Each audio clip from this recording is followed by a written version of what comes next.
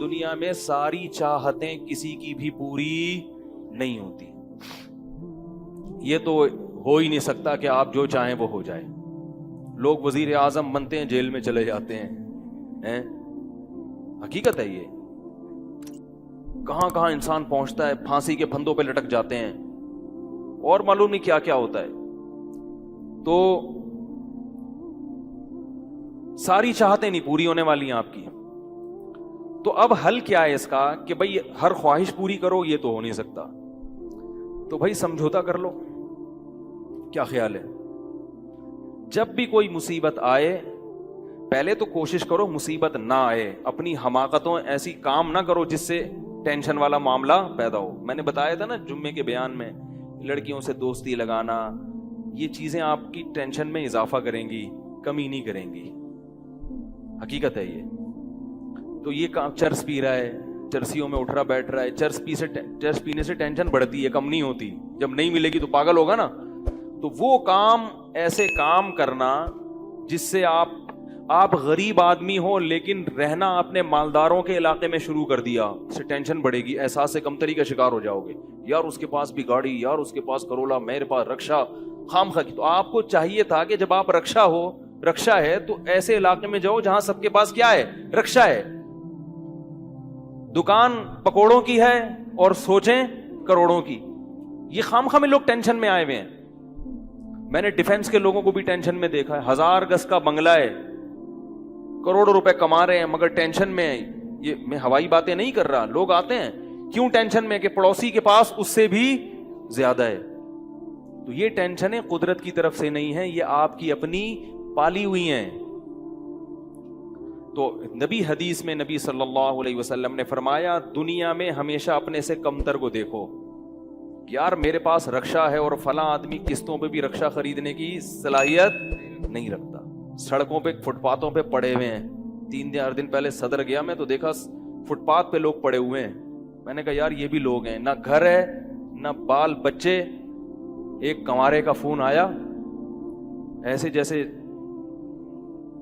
وہ نہیں ہوتی, کیا بولوں میں, ایسے طنز کر رہا تھا. کہہ رہے یار کوئی رشتہ ہی نہیں دیتا, یہ زندگی کوئی زندگی ہے. تو میں نے سوچا, میں نے کہا دیکھو وہ جو صدر میں فٹ پاتھ پہ پڑے ہوئے ہیں نا, ان کو کوئی دے گا رشتہ؟ میں نے کہا تمہیں ابا نے گھر میں رکھا ہوا ہے, روٹی پانی پنکھا سب مل رہا ہے, دعا کرتے ہیں اللہ کوئی انتظام کر دے. نہیں کر رہے تو ان لوگوں کو دیکھو جن کو روٹی پانی بھی نہیں مل رہا. تو اپنے سے کمتر کو دیکھا جائے دنیا کے معاملے میں, اس سے آپ احساس کمتری کا شکار نہیں ہوں گے. تو ٹینشن ختم کرنے کی ایک بہت بڑی ذریعہ یہ ہے کہ اگر پھر بھی کوئی مصیبت آ گئی تو تقدیر کا سوچا جائے کہ جو چیز مقدر میں ہے وہ ٹل نہیں سکتی. اور دنیا مسافر خانہ ہے, یہاں اگر ٹینشن ہے تو وہ بھی عارضی, یہاں کی خوشی بھی عارضی. ایک آدمی کے بچے بچھڑ گئے, طلاق ہوئی میاں بیوی میں, بیوی بچوں کو لے کے فرار. اب وہ میرے پاس آیا, ایسے بیچارہ, ظاہر ہے بچے تو یاد آتے ہیں, ایسے اس کی حالت خراب, سٹریس. میں نے کہا کیس کرو عدالت میں. کہہ رہے عدالت میں کیس سے کوئی فائدہ نہیں ہے, نہیں ملیں گے بچے. بہت میں نے حل بتایا, یہ کر لو, تمام حل ناکام. میں نے کہا پھر یوں کرو. کیا کرو؟ مٹی ڈال. میں نے کہا ڈاکٹر عافیہ صدیقہ کا سوچو, وہ عورت ہے, جیل میں ہے, اپنے بچوں سے دور ہے, مزید اولاد بھی نہیں ہو سکتے اس کے. تو میں نے کہا تمہارا اگر تمہیں جیل میں ڈال دیا جائے نا ابھی, تو تم کہو گے چلو بچے نہ ملے لیکن جیل سے تو باہر آؤں, یہی سوچو گے نا. اس کا سوچو کہ وہ ایک عورت ذات ہے, کئی سالوں سے جیل کے اندر پڑی ہوئی ہے, اور عورت کے لیے بچوں سے جدائی وہ بہت زیادہ مشکل ہے. مرد تو برداشت کر لیتا ہے. تو میں نے کہا اب جو چیز بس میں نہیں ہے اس پہ غم کرنا فضول, مٹی ڈالو ایسے, اور شادی کرو اور مزید نئے بچے پیدا کرو. جب ادھر دوسری اولاد آئے گی تو ادھر سے ذہن آپ کا ہٹ جائے گا. کہتے ہیں لوگ تانے دیں گے, بچوں کو بھول گیا. میں نے کہا لوگوں کے پاس فالتو ٹائم بہت ہے, ٹھیک ہے نا, وہ تانے دیتے رہیں گے, لوگوں کے تانوں کی پرواہ مت. جب ایک چیز آپ کے بس میں نہیں ہے تو اس پہ سوچنا کیسا. یہ بھی ایک بہت بڑا نسخہ ہے سکون کا کہ جو چیز آپ کے اختیار میں نہیں ہے اس کے بارے میں سوچنا بند کر دو. دیکھو نوح علیہ الصلوۃ والسلام اپنے بیٹے کی ساری زندگی تربیت کرتے رہے مگر وہ کافر نکلا. آخری وقت میں نوح علیہ السلام کو اپنے بیٹے پر کتنا پیار آیا کہ میری کشتی میں سوار ہو جا. بیٹا کہتا ہے سآوی الی جبل یعصمنی من الماء, میں پہاڑ پہ چڑھ جاؤں گا جو مجھے پانی سے بچا لے گا. پیغمبر کو اپنی اولاد سے بہت محبت ہوتی ہے, بہت زیادہ ہے. جیسے یعقوب علیہ السلام کو تھی نا اپنے بیٹے سے. کتنا درد ہوگا اس وقت نوح علیہ السلام کے دل میں, کیسے تڑپ رہے ہوں گے.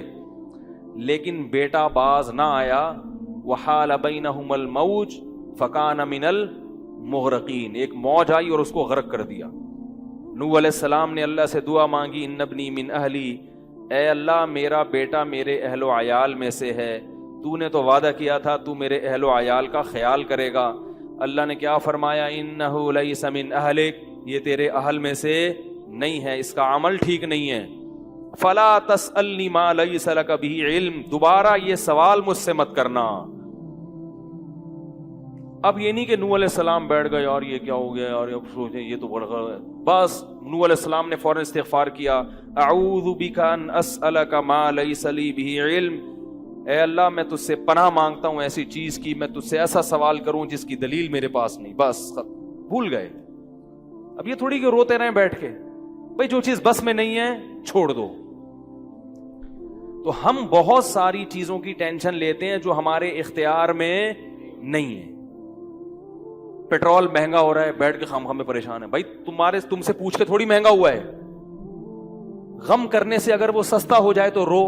میرے پاس تھی Kawasaki G T O, Kawasaki G T O 125. آپ کو پتا ہے کیا بائک تھی وہ, ہم نے بھی بڑے شوق پالے ہیں ایک زمانے میں. میں اس میں پیٹرول ٹھیک ٹھاک ڈلتا تھا. اب جب پیٹرول مہنگا ہوتا تو سب سے زیادہ متاثر میں ہوتا تھا اس سے. 50 والوں کو کچھ نہیں ہوتا تھا. تو میں ایک دفعہ پیٹرول پمپ گیا, میں نے پیٹرول ڈلوایا اس میں, تو اس نے کہا وہ 5 روپے پر لیٹر بڑھ گیا ہے. مجھے بڑا غصہ آیا. میں نے ساتھ والے سے کہا, میں نے کہا یار یہ کیا مذاق ہے یار, ہر تھوڑے دن کے بعد 5 روپے بڑھ رہا ہے, تو آپ کو غصہ نہیں آیا؟ اس نے کہا صرف میرے لیے تھوڑی بڑھ رہا ہے, پوری قوم کے لیے بڑھ رہا ہے نا. تو مجھے اس کی بات بڑی اچھی لگی. اس نے کہا میرے اکیلے کے لیے بڑھے تو مجھے غصہ آئے, سب کے لیے بڑھ رہا ہے تو چلو ٹھیک ہے. اس دن کے بعد سے اب تک پیٹرول بڑھنے پر مجھے غصہ نہیں آیا. میں یہی کہتا ہوں یار مجھے ٹینشن لینے سے کیا ملے گا. 100 روپے لیٹر بڑھ جائے, زیادہ زیادہ یہ ہوگا, بہت زیادہ بڑھے گا تو گاڑی بیچ دو. بھائی نہیں ہمارے کنٹرول سے باہر ہو گئی ہے, گاڑی بیچ دو, دوبارہ آ جاؤ, ٹیکسی پہ آ جاؤ, پھر بھی ہے تو پھر رکشے پہ آ جاؤ, پھر چنچی پہ آ جاؤ, پھر پیدل ہو جاؤ. جو چیز اختیار میں نہیں ہے اس کی ٹینشن لینا حماقت ہے. بات آ رہی ہے سمجھ میں؟ اسی طرح یاد رکھو اولاد کی تربیت کا معاملہ ہے. ہمارے ہاں جو لوگ نئے نئے دیندار بنتے ہیں یا پرانے بھی, وہ چاہتے ہیں میرا گھر 100% خلفائے راشدین جیسا بن جائے, جبکہ بیگم پہ کنٹرول نہیں ہوتا, وہ الگ سمت میں جا رہی ہوتی ہے. اب آپ نے ڈنڈا چلانا شروع کر دیا, بچے باغی ہونا شروع. وہ بجائے دین پہ آنے کے ابا کو مکھنچو سمجھنا شروع کر دیتے ہیں اور بغاوت پھیلتی ہے. تو بھائی آپ اعتدال سے تربیت کی کوشش کرو, ہو گئی ٹھیک ہے, نہیں ہوئی ہم سے نہیں سوال ہوگا, ہم جو کر سکتے تھے ہم نے کر لیا. تو ہم نے نا بہت ساری چیزیں, یہ ہو رہا ہے معاشرے میں غلط, یہ ہو رہا ہے, وہ والے وہ جماعت کیوں آ گئی, وہ جماعت کیوں آ گئی, وہ فلاں فرقہ کیوں بڑھ رہا ہے, یہ والے کی کم ہو رہے ہیں, وہ زور سے آمین کیوں کہہ رہے ہیں, وہ آہستہ آمین کیوں کہہ رہے ہیں, ٹھیک ہے نا, وہ رفع الیدین کیوں کر رہا ہے, وہ رفع الیدین کیوں نہیں کر رہا. میرا ایک اصول ہے, میں جب کسی ٹاپک پر بیان کرتا ہوں تو مجھے جب بھی کوئی ایسے اختلافی مسائل پر بیان ہوتا ہے نا, تو اکثر لوگوں کے پھر واٹس ایپ پہ میسج آنا شروع ہوتے ہیں, آپ نے جو یہ بیان کیا اس میں یہ والی بات, حالانکہ اس بات کا جواب اس میں موجود ہوتا ہے. تو میں پھر مزید جواب نہیں دیتا, میں کہتا ہوں پورا بیان سنیں. وہ پھر جواب بھیجتے ہیں کہ ہم نے پورا بیان سنا ہے. میں کہتا ہوں دوبارہ سنیں.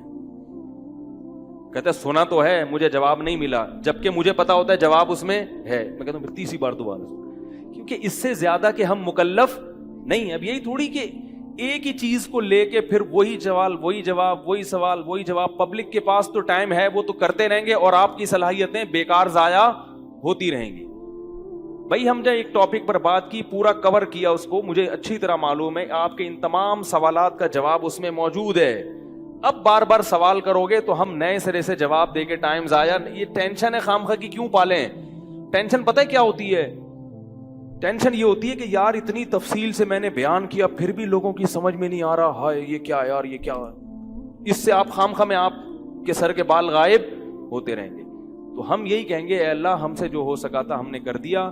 اب سمجھ میں آنا سمجھانا کس کے بس میں ہے؟ اللہ کے بس. نبی کی بات سب کی سمجھ میں نہیں آئی، اور اللہ تعالیٰ نے نبی کو کتنی تسلی دی ہیں قرآن میں. نبی کو بار بار کہا کہ آپ جو سمجھا رہے ہیں پھر بھی یہ نہیں سمجھ رہے تو ٹینشن نہ لیں. کیوں؟ نبی کو اگر زیادہ ٹینشن ہوگی تو کام کون کرے گا؟ قرآن میں سینکڑوں آیتیں ہیں جو صرف تسلی پر مبنی ہیں، جن میں نبی کو کیا دی جا رہی ہے؟ تسلی. لعلک باخع نفسک علی آثارہم، کہیں ایسا نہ ہو کہ ان کی ہدایت کے پیچھے آپ کی جان ہی ہلاک ہو جائے، یعنی غم سے. کیونکہ نبی صلی اللہ علیہ وسلم حیران ہوتے تھے کہ ان کو میں نے معجزے بھی دکھا دیے، اور میں نے بتایا کہ یہ بت ہیں جن جو نہ سن سکتے ہیں، نہ دیکھ سکتے ہیں، نہ بول سکتے ہیں، ہر طرح سے سمجھا دیا. ٹھیک ہے. اور میری 40 سالہ زندگی بھی انہوں نے دیکھی کہ زندگی میں کبھی میں نے جھوٹ نہیں بولا، امین اور صادق مشہور ہوں. اور یہ پیغمبروں کا انتظار بھی کر رہے تھے کہ ایک نبی آنے والا ہے. سب چیزیں ہو گئیں پھر بھی نہیں مان رہے، تو ٹینشن تو ہوتی ہے نا. تو قرآن نبی کو کیا کہہ رہا ہے کہ مزید ٹینشن لیں؟ نہ قرآن ٹینشن کیا کر رہا ہے؟